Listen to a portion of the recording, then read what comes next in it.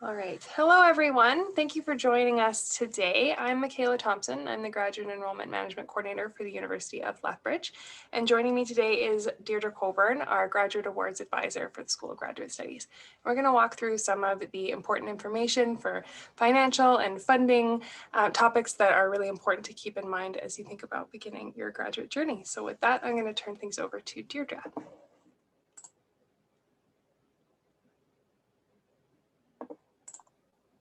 Thanks, Michaela.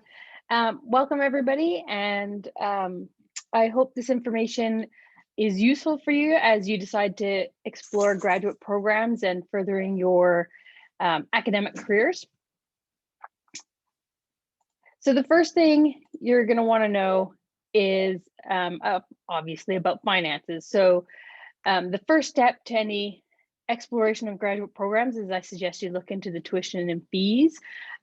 Every university has academic calendar, and in that calendar, you will find out what your tuition will be over the course of your whole program. Here at the University of Lethbridge, it's important for you guys to know a variety of things, such as depending on what program you are entering into, tuition doesn't always depend on course enrollment. There are programs such as Masters of Nursing, Masters of Education, or if you're looking into management, then your tuition will depend on how many courses you're enrolled in at a given term. However, some of our programs within the Faculty of Arts and Science, so if you're doing a Masters of Science, a Masters of Arts, those sorts of programs do not change or don't vary with the number of courses you're in. So if you're taking 3 courses in one term, 1 course in another term, it doesn't matter. Your semester fees do not change, which is important to know. It's also important to know that the majority of your student fees are charged in the fall term. So you'll note that your fall term is probably your most expensive term out of the whole year. Okay, again, important to know for financing. And it's also important to note that when you're completing a master's program or a PhD program, you will be enrolled year round. So unless you're on a leave of absence, each and every term, spring, summer, and fall, you will be registered and paying tuition and fees, okay? So then, of course, the next question is, well, how do I fund all my tuition and fees and living costs? So there's a variety of types of funding opportunities that you could be investigating. There's a lot of terms thrown around, such as fellowships, scholarships, bursaries. The difference between those things could be the level of academic achievement you have to be eligible.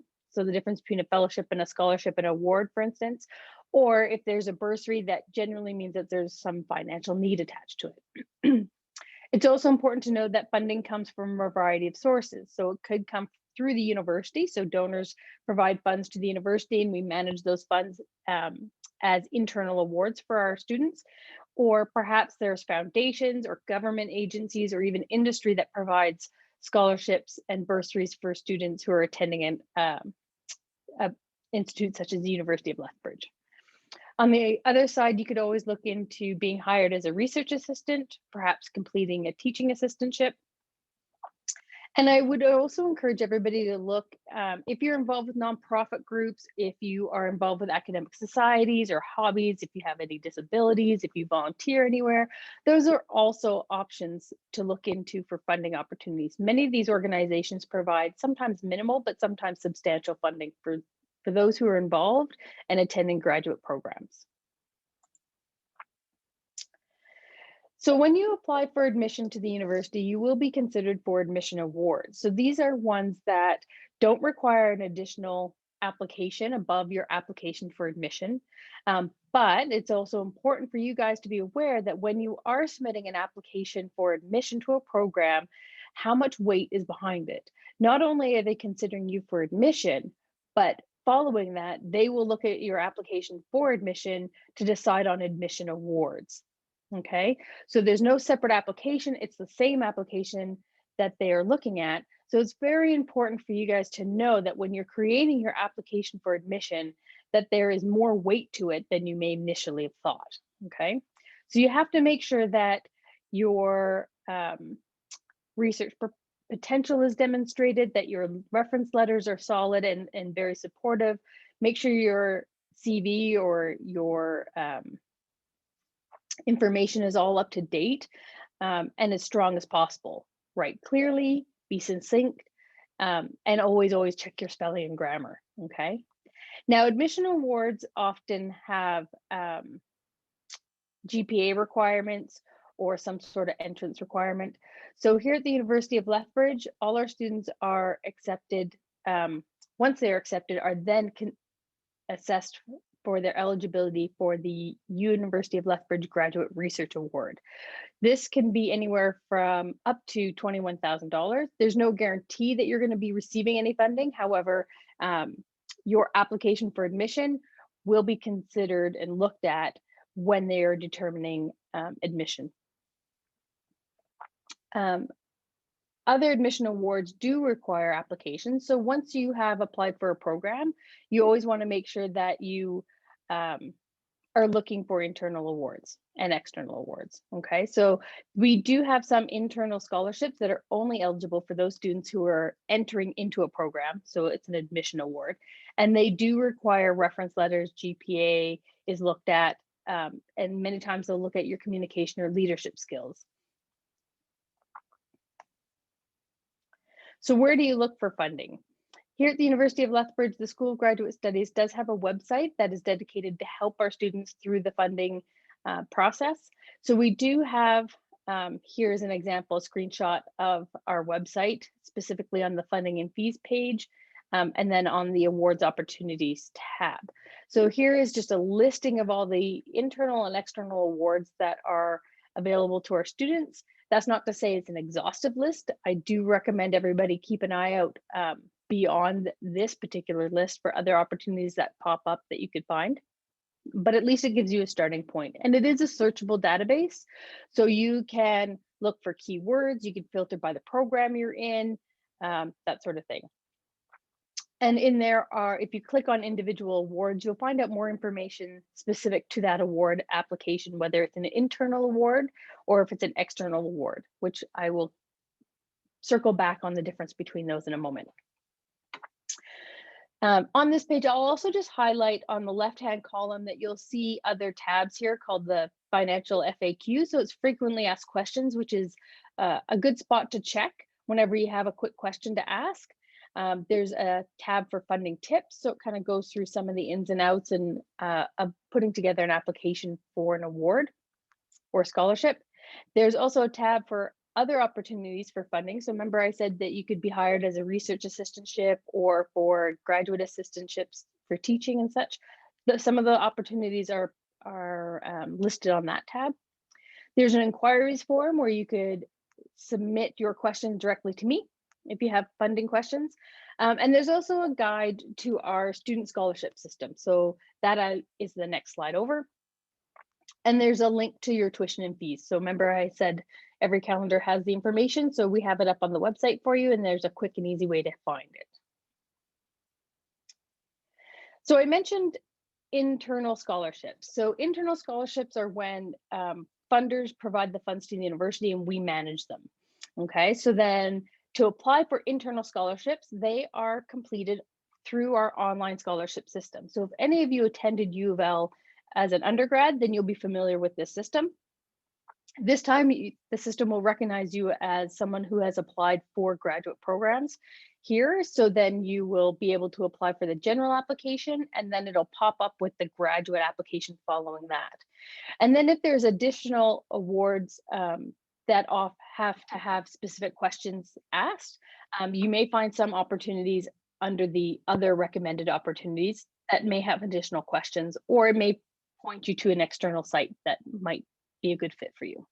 Okay, so to apply for online scholarship through the online scholarship system, you do have to have a University of Lethbridge email address. So as soon as you've applied for admission to a program, you'll have some your account, everything triggered. So then you just have to set it up. Once you can log into the university system, then you'll be able to log into the scholarship system and apply. You can do this before you start your program. That's important to know. Our scholarship system has a deadline of May 15th. So if you apply for admission before May 15th, great. If you have an application deadline after May 15th, then you'll wait until the following year when it reopens again in January and again has a deadline of May 15th. So once a year, you're going to complete this throughout your program. Some of the key internal awards would be the School of Graduate Studies Fellowship. So this is an example of an admission award, but it does require you to complete the online scholarship application.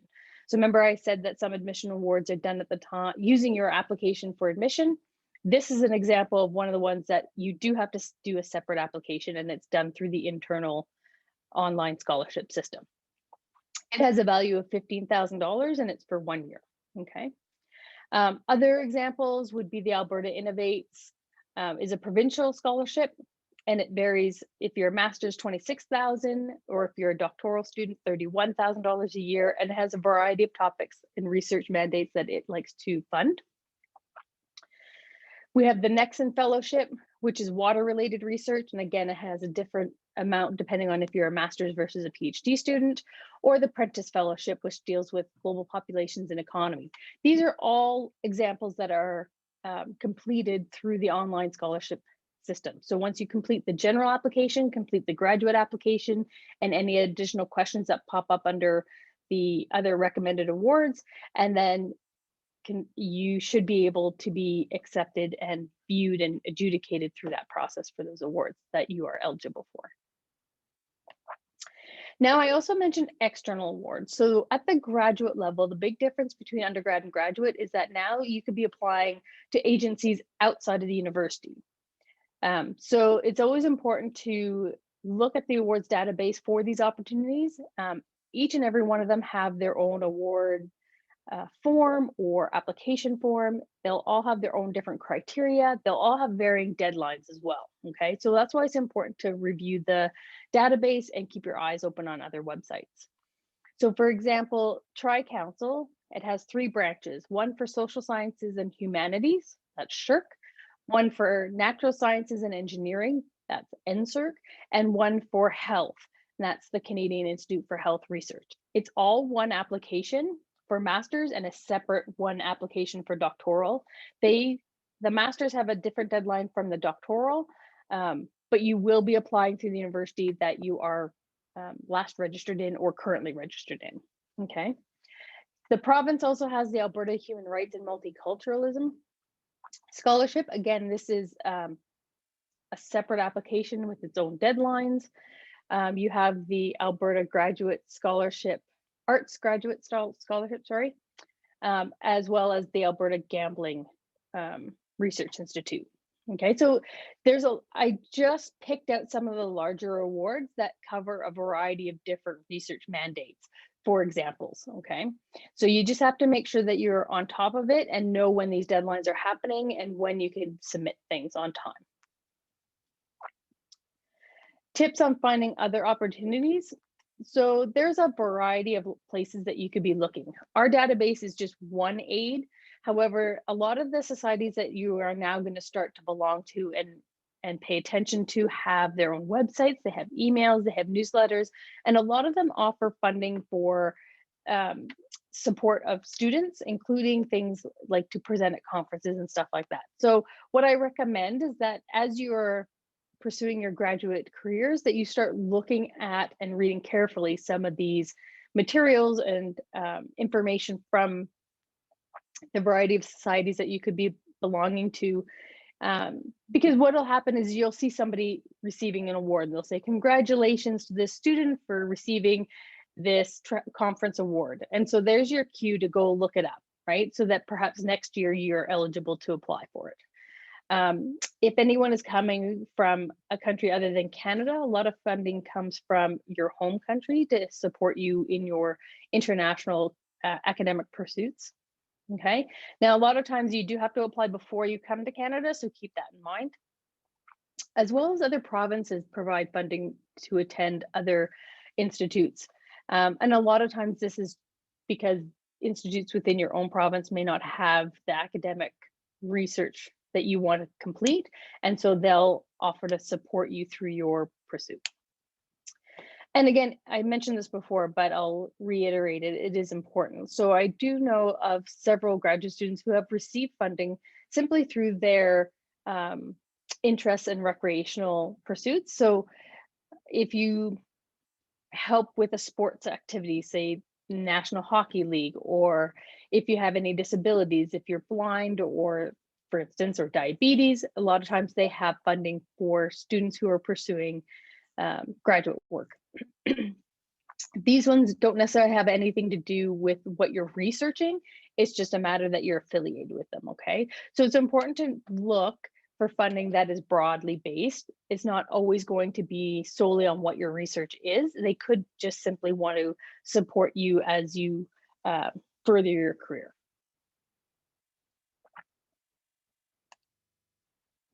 So then you find something that you think you want to apply for. How do I do it? So I have mentioned this a couple of times. It's important to search for opportunities that you could apply for from a variety of sources, okay? And don't just do it once. You really do have to make it a habit. Different deadlines pop up. Agencies change their deadlines from year to year sometimes, or new opportunities may be brought to light, okay? So once you've looked through the database, for instance, the one that we provide or any database, it's important to keep checking back for new updates, new information, new awards. And if you make it a habit, it becomes less daunting. Yes, the first few times that you do it, it's very overwhelming, can be. But after that, once you have a handle on what it is you're looking for, then you're just looking for updates or new opportunities that have come up. So it's much less time consuming if you do it consistently, okay?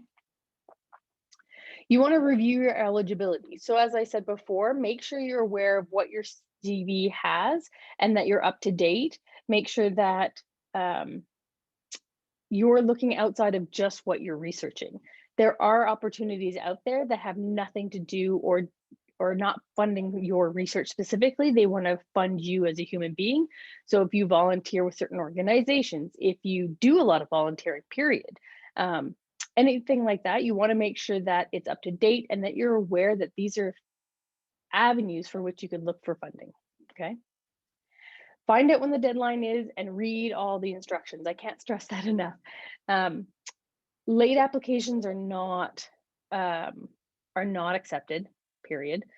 A lot more agencies are now doing online submissions, so you really do have to, you have no choice but to hit submit before they close the electronic window. Make sure you're reading all the instructions. You'd be surprised at how detailed these instructions can be, all the way down to telling you how big your font size is, what your margin have to be set at, all those sorts of things. And you don't want to miss out on an opportunity simply because you missed an instruction that you didn't follow, okay?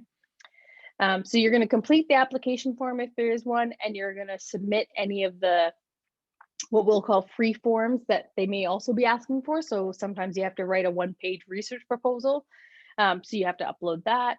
And again, I know I said this twice, follow the instructions, but you'd be amazed at how often applications are not reviewed simply because a student missed one or two little points of instruction, okay? And then submit everything as required before the deadline. And then it's just a matter of waiting for the results.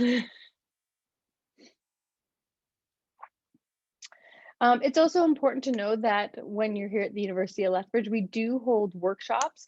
So a lot of times I will have information either from myself about a specific award, or more generally, we'll do online chats about how to complete, let's say, the online application.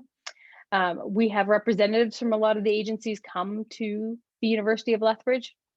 We're hoping to have that happen again, but even if it's via Zoom, it's still valuable information, okay? So there have been several representatives from the National Tri-Council agencies, for example, that will come and speak to our students about how to complete an application, what it is they're looking for, what the research mandate is, the details, the ins and outs of the application. Sometimes we have special guest speakers. So I've had faculty members from the University of Lethbridge who have been on the national committees reviewing student applications from all across Canada come and speak to our students so that you have an opportunity to ask them going, when you're reviewing our applications, what it is that you're looking for. What if I put this on the application or that? They'll tell you like the biggest pet peeves of the adjudication committees, that sort of thing. Um, and the award advisor. So I'm always here to help, whether it's to review a draft that you have, to point you in the right direction, um, to put you in contact with those who can answer a question that I may not have the answer to. We're all here to help you, to support you, to provide the strongest application that you can for any award or scholarship opportunity that you're wishing to apply for, okay? Information on all these workshops and such are in the School of Graduate Studies newsletter. And once a month, we generally have a newsletter that's pointing everybody and reminding everybody of just upcoming deadlines within the next month or two. So that's always important to look over, as well as look at the Thrive calendar of events. Those events that we host or deadlines and stuff are all in there, okay? And finally, as I mentioned before, there is help. I'm available for meetings if you wish, through Teams or Zoom right now. You could connect with me via the email address on the screen, the sgs.awards@uleth.ca, or perhaps your question is answered on our frequently asked questions page. And if you're on our website, you could also connect with me using the inquiries form that I showed you, or referred to, I suppose. That comes straight to me and it provides me with more information so that I could give you a better, more direct answer, okay? I do recommend that we set appointments just to make sure that I set aside the time to answer all your questions, and I'm prepared to answer all your questions, but always am here to help. Thank you. Michaela, you're muted. Thank you. Sorry about that. Thank you so much, Deirdre. So much helpful and valuable information. As always, don't hesitate to reach out to us if you have any questions. If you have general questions, please reach out to our office. But if you do have questions about funding, as Deirdre said, there are a couple of ways to get in touch with her. So thank you again. Thank you for joining us, and I hope we see you very, very soon. Take care, everyone.